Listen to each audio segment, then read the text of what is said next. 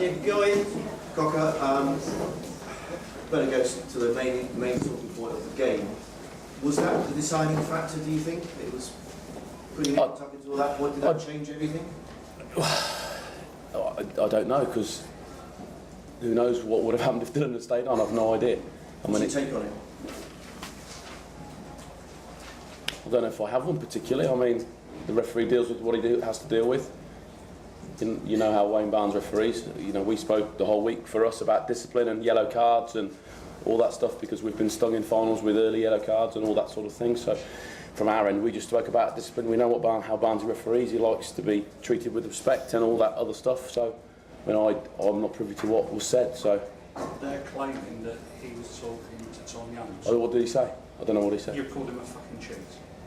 Oh, that's good. Who Tom Youngs is? He's probably right then. Factually correct, so I don't. Yeah. Look, I mean, no, I mean, to be fair, in a game as big as this, you'd imagine that Wayne would be 100% in what he's thinking. Look, I don't want blokes sent off the field. Crikey me, you know. Even as a coach, you say things you shouldn't say in the heat of the battle. But you know, you've got to speak to the referee about that. So anyway, what you're saying is that in a game like a Premiership final, you're not going to send the guy off for foul and abusive language unless you're pretty certain. Well, yeah, I mean, you'd think. Well, Barnes is a very experienced referee. He's one of the top 2 or 3 in the world, isn't he? I'm led to believe. So that's why he gets these games. There's been enough history between Northampton and Leicester to know that discipline's going to be a key part of the game. Now, the other thing is that Nobby had a bit of a pop at you at half-time. Jim's had only a little pop at you afterwards. There was some who believed that you intimidate match officials, you're ranting and raving, coming down to the touchline, etc. Why was I ranting and raving at that point? Do you know why? I'm just telling you. No, do you know why? Go on. Well, you tell me. Well, in the first half, yeah. 40 on flooding. Our player has to, you know, they're calling for a spinal board because our player's been hit late. Yeah. I was saying to the fourth official, surely we need to go to TMO, and same to Ed Morrison, because we use the TMO the whole season. Yeah. It's been called foul play, we get a penalty, so it's clearly foul play, it's late, and you've broken an international fly half who's very important to our game. For me, that's a sanction of a yellow card, or potentially more. The guys had to, you know, leave the field because of that incident. If that's foul play and a bloke has to leave the field, so it's okay to hit players late, and it's okay for them to leave the field concussed, is it? Is that what we're saying? I don't know. That I'm protecting my players. I'm allowed to talk to the officials about what's happening on the field. When a player of ours is potentially seriously injured and they're calling for a spinal board, I'll talk to whoever I want. And nobody will stop me doing that, I guarantee you. Were you upset with the second one because it happened about 2 minutes? No, the second one was a fair enough shout. If Floody gets hit late and it's a penalty,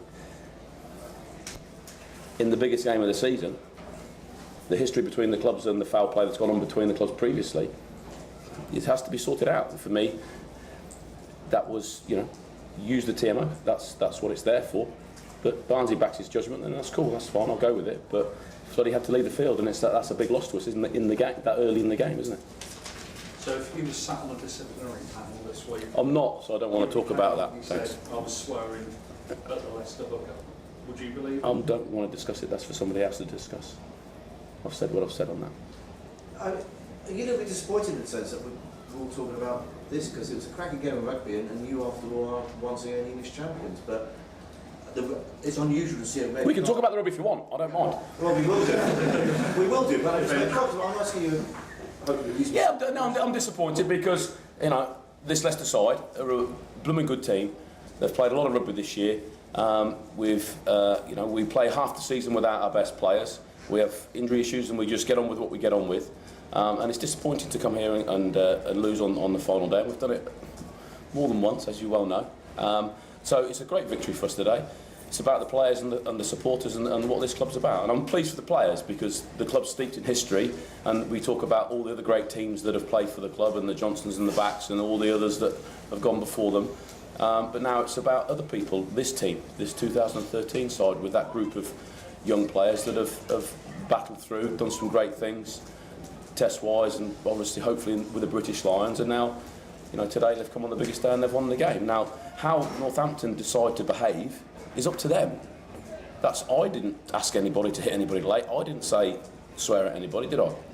So, when they were making smart-ass comments about me, maybe they should look at themselves a little bit, because my players weren't accusing the referee of anything or hitting people late. Leicester were very disciplined, thus got the reward.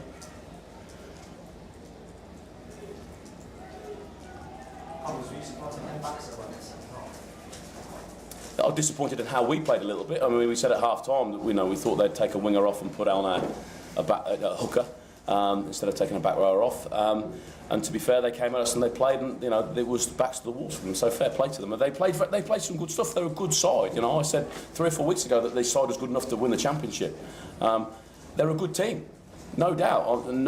You won't get anything but praise from us. The reason, and I've said it all week, the reason we've done well against them, it's not because they're a crap team, it's because we treat them with a huge amount of respect, and we don't like losing to them because they're Saints, as they don't like losing to us because we're Tigers.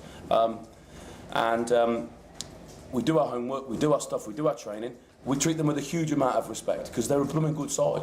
The whole chat the whole week was how good their scrum was going to be. I tell you what, our scrum was pretty damn good today. Mulipola was outstanding, and there was all the chat about how good Majati was. I tell you, Mulipola, fantastic. Let's talk about how good the scrums were, because they were bloody good.